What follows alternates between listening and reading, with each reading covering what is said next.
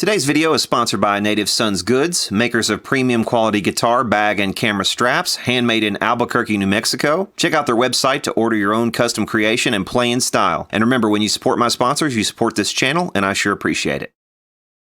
Hey, y'all, it is Shitpost Friday. What's happening, chicks and chaps? Brad the Guitarologist here, and it's time for Shitpost Friday. Obviously, the big news of the week was Gibson declaring bankruptcy. I put out a video earlier in the week, just a quick upload, just kind of expounding on my thoughts as they arose in a live situation. Only the second live video that I've ever done.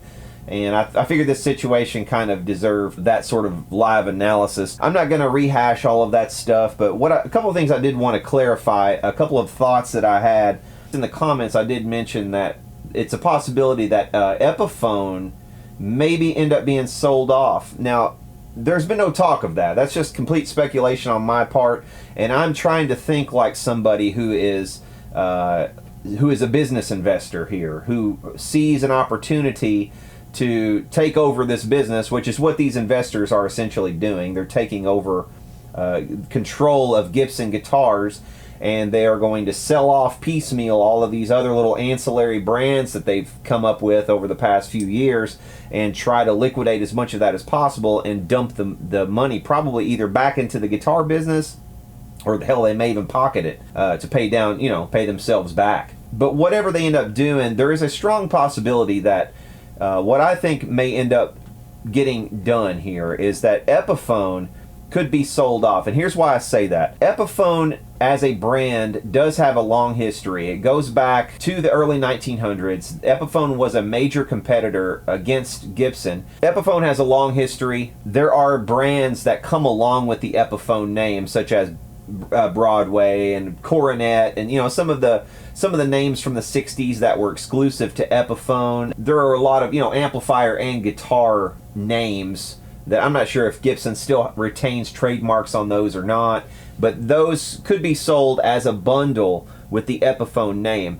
Now, someone brought up the interesting scenario that if Epiphone was sold off, they wouldn't be able to necessarily take the Les Paul name or the Les Paul style of guitar with them and start just copying Les Pauls. And that's true. You would have to have some kind of deal built in where whoever bought Epiphone would have to have some kind of licensing deal, or they would have to purchase in perpetuity the rights to to do this at the outset. Most likely what would happen is Gibson would retain those rights and would not sell those rights along with the Epiphone name. They would just sell the Epiphone name, sell all the ancillary names, trademarks that belonged with the Epiphone brand historically as a package deal. Because Epiphone does have a following, you could ask the question, does it have a following because of its association with Gibson, or does it have a following because of its longer history of competing with Gibson when they were made in New York before the 1950s? There's some argument to be made that there wouldn't be a whole lot of value in the Epiphone name, but there's an argument also to be made about what kind of value is in the Epiphone name now. When Gibson, if they wanted to, could start just issuing Gibson guitars overseas in Asia, or perhaps even in a Mexican plant. Just about anywhere would probably be cheaper than U.S. labor. But if they did this, they would have the ability to compete in the same way that they're doing now with the import market, in the same way that PRS does with they have a PRS SE, and they leave the PRS name on there. They don't change the headstock. They don't change the name just because it's a lower model. They do add the SE so that that it's an import. For all intents and purposes, it's still a PRS. Now, and the same with Fender. They never say this is a Mexican guitar. Now, they have serial numbers. You turn the headstock around and you can see the little MX at the start of the serial number. It's a Mexican guitar. Or you see an M, at the start of the serial, it's a Mexican guitar. There's other ways of telling as well, but their standard is a Mexican guitar. Their American standard is a different model altogether, so they separate that out. That's something that Gibson could also very easily do. Fender doesn't change its headstock. It doesn't change its logo, really, because it's made across the border in Mexico. They only change it on the Squire models. What I'm trying to get at here is what kind of value is actually in the Epiphone name, and what are the odds that these investors will see more value in selling that name and selling all of its ancillary trademarks, either pocketing that money to pay themselves back or pumping that money back into the Gibson brand so that they can set up an overseas Gibson market or another line of Gibsons. So you would basically have a tiered system where you would have the import Gibsons. You may have 3 or 4 models of imports, you know, one for each of your major ones. You'd have a Les Paul imported model. You know, you would have a lot of the same things actually that you see now with Epiphone, but they would be branded Gibson and maybe some other little indicator on the headstock to indicate that they are indeed an import. But then they would have the classic Gibson open book headstock. And probably if they did that, they could squeeze out a few more dollars per sale. I mean, think about it. You know, right now they could either try to sell an Epiphone Les Paul, you know, a deluxe Les Paul, like the top of the line one, that's an Epiphone. I'm not sure what model that is, but just take that for instance. Now, take the exact same guitar, change the headstock to say Gibson on it. It doesn't even, it can be a screen print Gibson. It doesn't even have to be inlaid. It can just be screen printed on and have the open book headstock.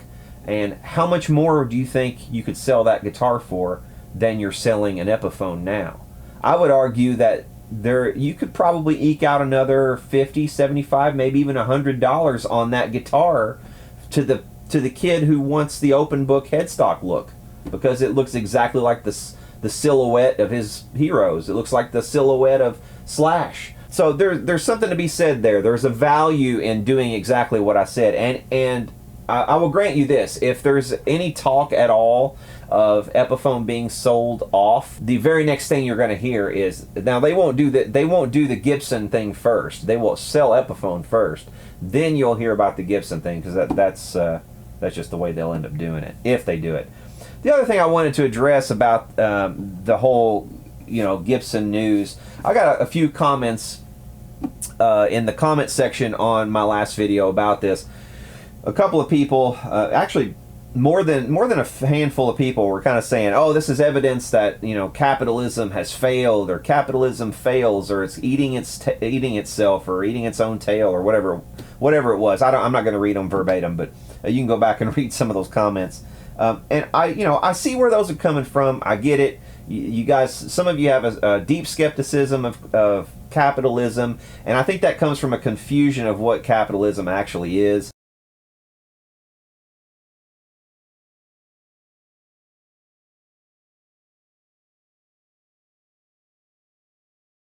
I'm a free market guy.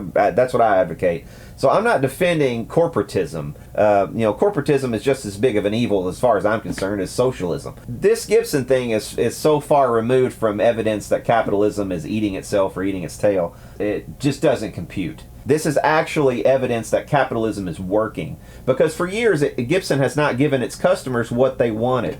Capitalism is a driver of efficiency. The core belief of a capitalist is you have to try to maximize your profits. You want to maximize them by getting the most sales at the most money. Sometimes lowering the price a little bit will get you more sales. Actually, the law of capitalism says you should, when you lower price, all other things being equal in the market, you should see more sales to offset that. So what you want to do is you want to find that happy place where your price structure and your sales level have a happy coming together, and there's a little peak in there that will maximize your profits. That's where you want to be. It's right at that little peak where you maximize profits. Now, I'm not convinced that Gibson has been at that little peak for quite some time. People have made the argument that they have been profitable. So, why lower prices if they've been profitable, which is a good point. They have been profitable, but that doesn't mean that they are as profitable as they could be if they lowered prices somewhat. And I'm not saying lower them dramatically or precipitously, because that would probably be a mistake. They want to try to maintain this level of Gibson is still the premier above $2,000 guitar that you can buy. So in order to maintain that perception, you want to keep prices somewhat high. but you don't necessarily want to make them so high that you struggle to make sales. You want to get right at that happy medium, and I'm not sure where that is. I'm not going to pretend to know, but I'm not convinced that Gibson has been optimal on their pricing. And I think a lot, you hear a lot of the complaints about, oh, they need to lower their pricing, but those are from people who, like me, can't always afford a brand new Gibson. I'm not going to go buy a brand new Gibson. I haven't bought a brand new Gibson guitar, I don't think, ever. Now that I think about it, I may have bought one, but it's been so long ago, and that's because there's so many on the used market. So the new market has to compete with the used market, and sadly, the used market on Gibson guitars, even from the good eras, like what I consider a good era, it was the 90s.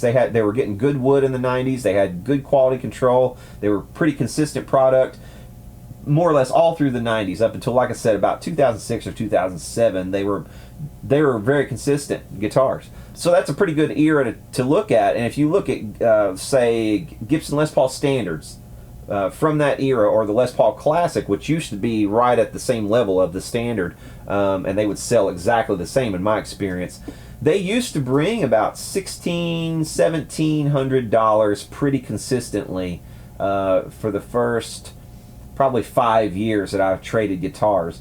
But then at some point they started to drop off a little bit, and now they're at the point where you're lucky to get 13 or 1400 out of a decent Les Paul Standard or Les Paul Classic from that sort of era. So that's sending a signal to the market.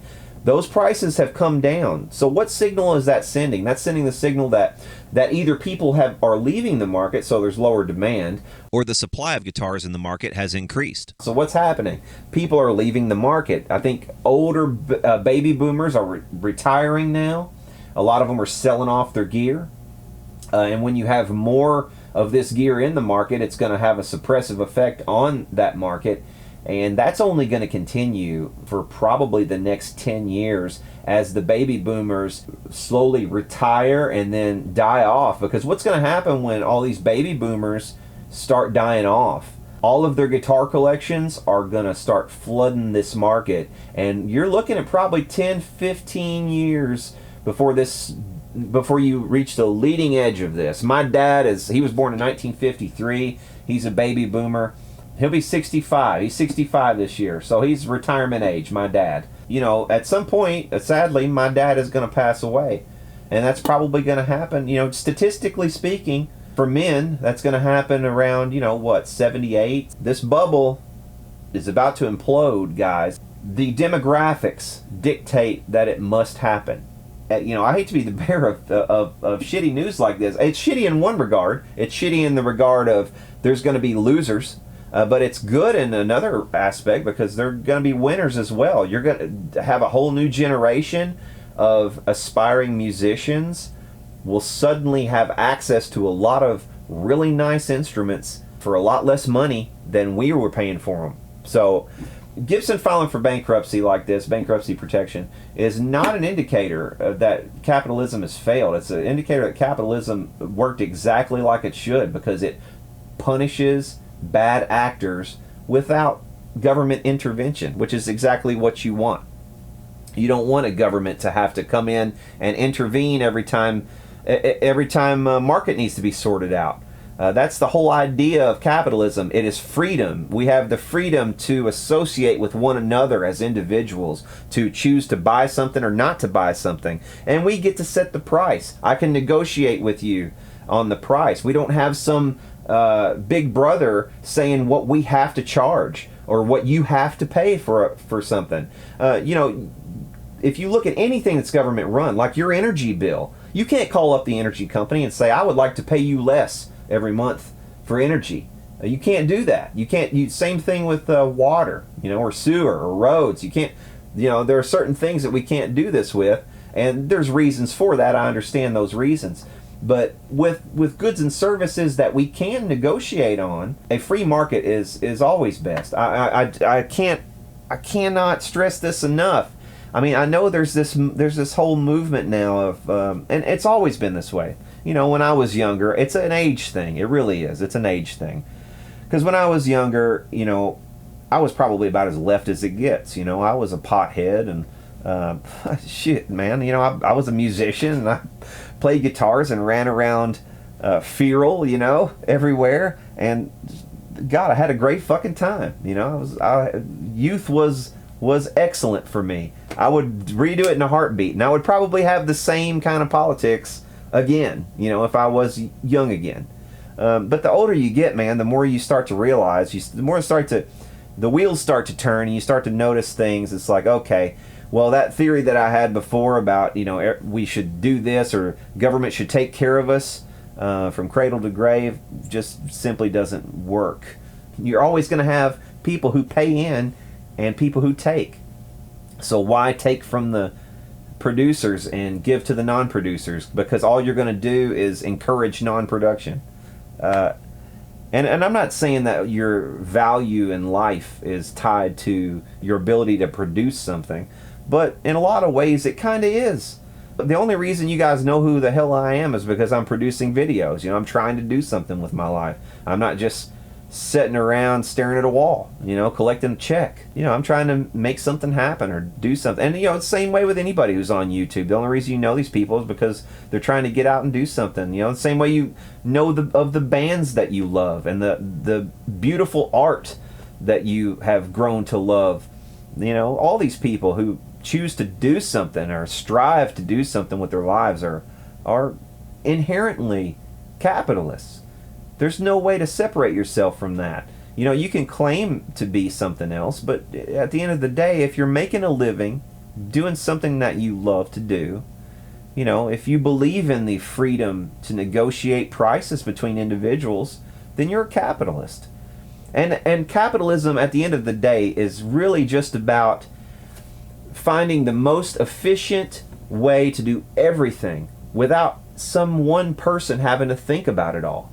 It just happens instantly. It's called the invisible hand. Adam Smith theory goes way back to like the same year, I think, of the American Revolution is when he published his Wealth of Nations. So, you know, it's over 200 years old now, and it's proven itself to be true time and time again. It's not some theory that we want to strive to. It is just simply a description of human nature. It is just the way that things work naturally. It's how everybody knows what the price of something should be based on all the available knowledge. You know, I can go on, and now more than ever, I can go on the internet and see what Gibson's Les Pauls are on Reverb.com. I can look at past history. I can go to eBay.com. I can look at all past sales. I can go many different places. I can see what people are asking for things and what they end up getting for things a lot of times. You have a lot of power to negotiate, and that's a good thing. That's a good thing for buyers and sellers because, you know, eventually it raises all boats and it lifts people out of poverty. It makes things like Gibson Les Pauls ubiquitous. They only made a few thousand Les Pauls back in the 50s before they shut down production. They didn't have anywhere near the distribution power as we have now. The fact that so many people in the world are able to enjoy the luxury of something like that should tell you that it's working. But the last thing I want to say about the whole Gibson thing is once this is all over, once the bankruptcy has gone through and once they're back on their feet, let's give them a chance. Let's give them a fighting chance.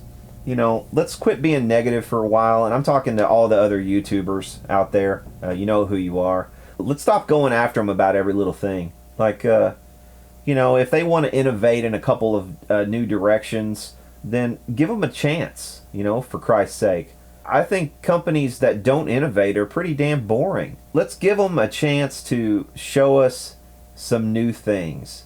One of the different guitars that I could cite as an example is the St. Vincent model by Ernie Ball. It's a killer looking guitar. And, you know, if this chick ever fails at her music career, she's definitely going to have a future designing guitars because this is a killer looking instrument. I mean, I want one. And I would say the same exact thing about the new Gibson Flying V. I love it. Is it perfect? No. There are probably a couple little things that could be done differently. I don't like the color schemes that they put out.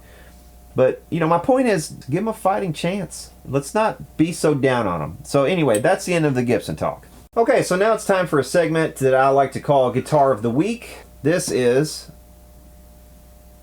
a Gibson SJ, or Southern Jumbo, from 1955.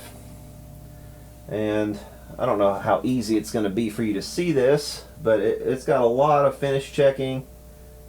You can see down here, it's got a lot of wear. And I just put another ding on it, but that's okay because it's mine. I've got a little bit of bellying, but it's not that bad. It's not going to need a neck reset quite yet, but it's getting fairly close, I guess. We've got some a lot of wear. You can see this thing was really played. Somebody loved the hell out of it, and it was one guy, one owner, who loved the hell out of it.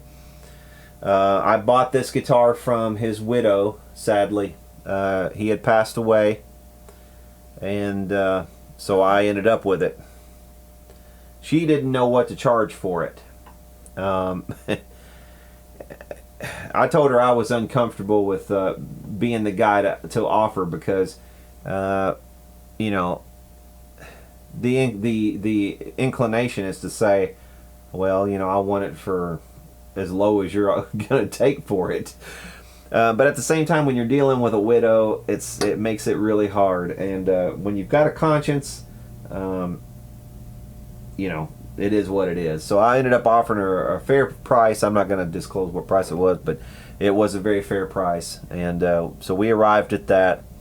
And this thing did have Groverized tuning machines, which did detract from the value in my eyes because you can't go back after you've drilled out for Grovers. It's going to be Grovers from here on out, unless you get you can get some larger grommets, larger spacers, and you can go back to Clouson style, which this would have had originally. But it's, you know, it's never going to be exactly the same as it was because the holes will be larger. But this thing has got a really nice tone. Let me find a pick.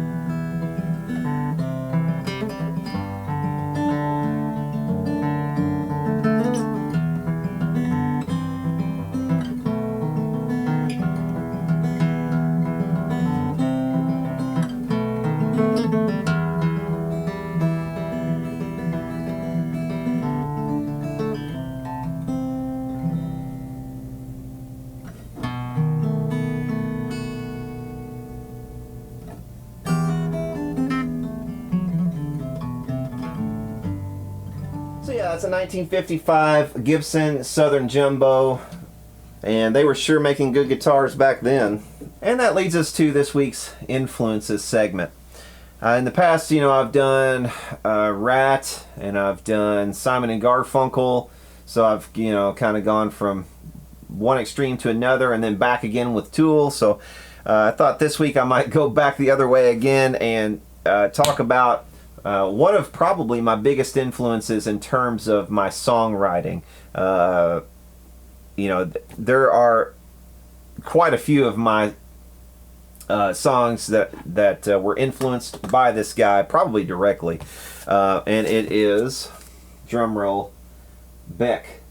Now, Beck is yet another one of those artists and there are a lot of these like this that I just did not really take to the first time or two hearing him, because the first things that I heard was Loser, and then I don't know, whatever other single was off of that Mellow Gold album. But when I ended up getting that album, listening to it, a friend of mine I think got it first, and we kind of rode around a night or two, kind of getting high and listening to this album. And I think my favorite that's on that album is Whiskey Clone Hotel, whatever that is, Whiskey Clone Hotel City 1990, whatever, I don't know. I don't remember the exact name of the track, but that is so freaking good, man. It's like just really detuned guitars and like banging around on pots and pans, and it sounds like just music somebody made in their kitchen. I was born in this hotel,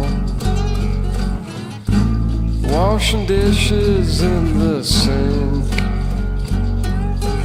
For that reason, it just sounds so immediate and so real that it's inescapable, or it grabs me in a place that is just indescribably deep. And a lot of that might have to do with the fact that many times when I've listened to those early Beck albums, I was stoned off my gourd, with some really good friends during the probably one of the best times of my life. I was living out on a farm, out on my dad's farm actually. I was maybe, I don't know, 16, 17, something like that, living out there with a couple of friends. So this was kind of my first foray into living away from home. And yeah, I know that sounds a bit early to be living away from home, but we were allowed to do it, and sort of rented my dad's farm. So we had this whole 100-acre farm basically to ourselves to kind of just make music. We still had to go to school and everything, but we spent a lot of time listening to and making music. And Beck was a really big part of that whole time period. Like 1995 sort of time frame. But we would listen to that Mellow Gold album over and over again. And then we got another friend of mine got One Foot in the Grave and Stereopathetic Soul Manure. So a lot of it's just really noise and noisecore kind of stuff. So it introduced me to a lot of that. It introduced me to a lot of sort of hip hop mixed with folk, mixed with old-timey music. You can say what you want about Beck, but he's a man of many different styles, many different influences melded into one artist.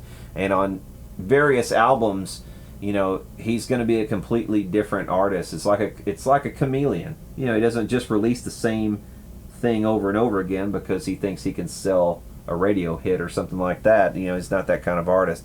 And I think any real artist is going to be like that. I think as a listener to music, I've always gravitated toward not ballads necessarily, but dirges even. Lots of low chords. Lay it all to the dawn. Everything we done is wrong. That make you want to just sink back into that couch that you're in, and let the whole universe unfold in front of you. And the stuff that just definitely takes you somewhere. And the lyrically, my God, it's like, the guy's a poet. Now you could say a lot of his stuff is meaningless, and it probably is, but there's a poetry to it that it'll mean something different to each and every person who listens to it. It's like looking at a prism from many different perspectives. You're going to see different colors depending on where you're standing. So it's kind of like that. You can see anything and everything, and you can see nothing in it all at once. You know, some of the best art is like that. It's very meaningful without saying a damn thing. So anyway, that's Beck. Definitely check it out. Basically everything up until Odelay and actually Mutations, I would say, is just brilliant. Alright, now I thought we'd look at some crap that I got at Goodwill. This is one of those pieces, I didn't get this at Goodwill. I got this at one of those little antique malls. But this is one of those flip clock, alarm clocks with AM/FM radio in it. It's made in Japan. There's a definite kind of a 60 cycle hum in the background over the top of the music that shouldn't be there.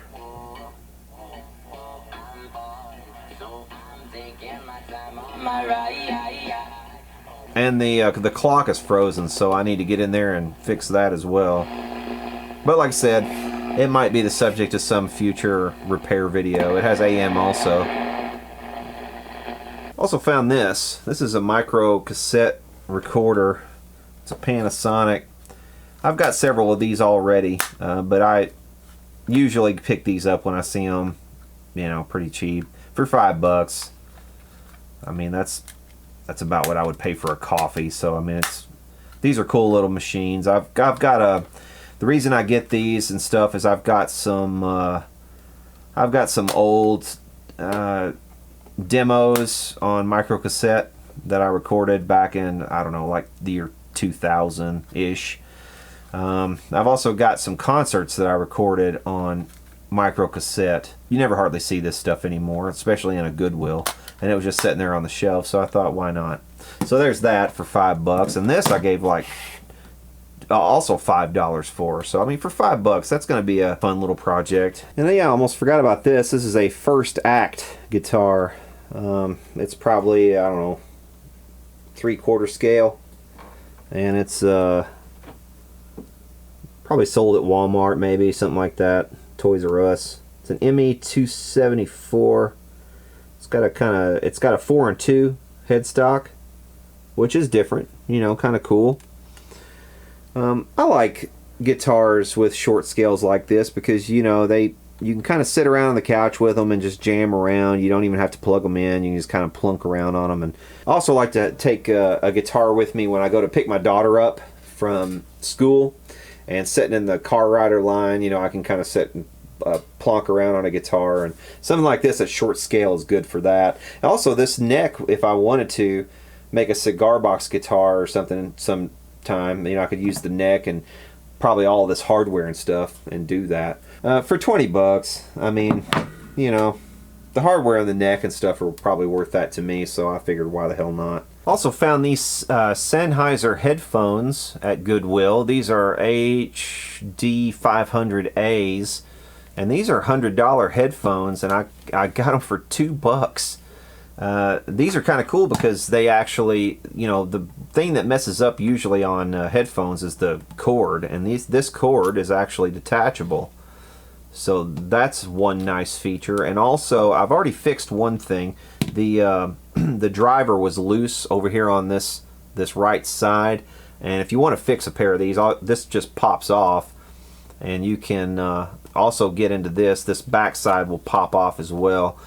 And all I had to do was pop that back into place. The driver had come loose and was rattling around in there, so I already fixed that, and it's working perfectly. And they don't appear to have any bugs or anything like that on them, so I went ahead and picked them up. I mean, for $2, and they sound great. Good frequency response, it seems. You really can't go wrong. I could probably throw these up on eBay and at least get $20 for them. I don't know. But you can't pass stuff like that up when you see it. You got to pick it up. One day I kicked myself because I walked into Goodwill and walked past a set of wireless Sennheiser headphones, and it wasn't just one set of headphones. It was the base with several different sets of headphones there, and I kind of passed by them, didn't realize what they were at first, and then came back, but somebody had already picked them up, and they were cheap too. They were like $10 or something. I was kicking myself over that one.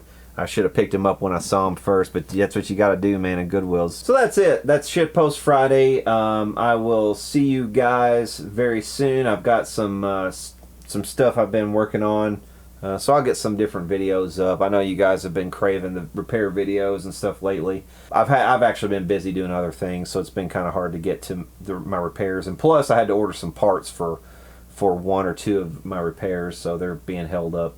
If you guys want to see the full outtakes version of this, you can go to my other channel, which I will link down below somewhere. But just, yeah, if you don't mind, head over there and hit the subscribe button. Also, if you guys have not subscribed to this channel, please hit the subscribe button here. Hit the bell to receive all notifications. And for now, y'all take care.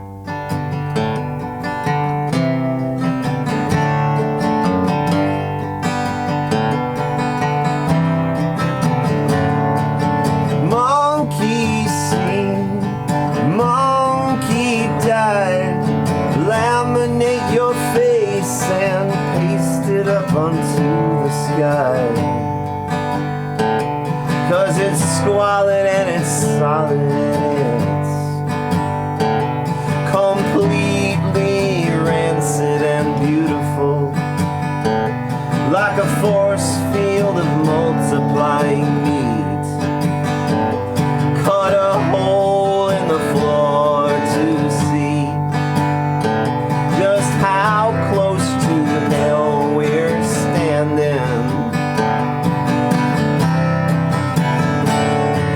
Time shoots forward in your skull, scattered to the four winds, chucked in the bucket, riding lamppost, moldy toast, excitement level 0.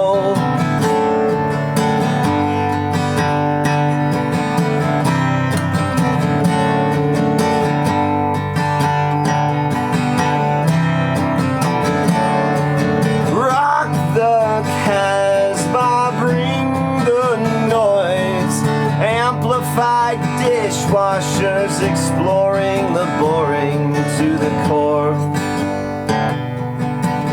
People with cordless personalities running around in new wave biological jogging suits.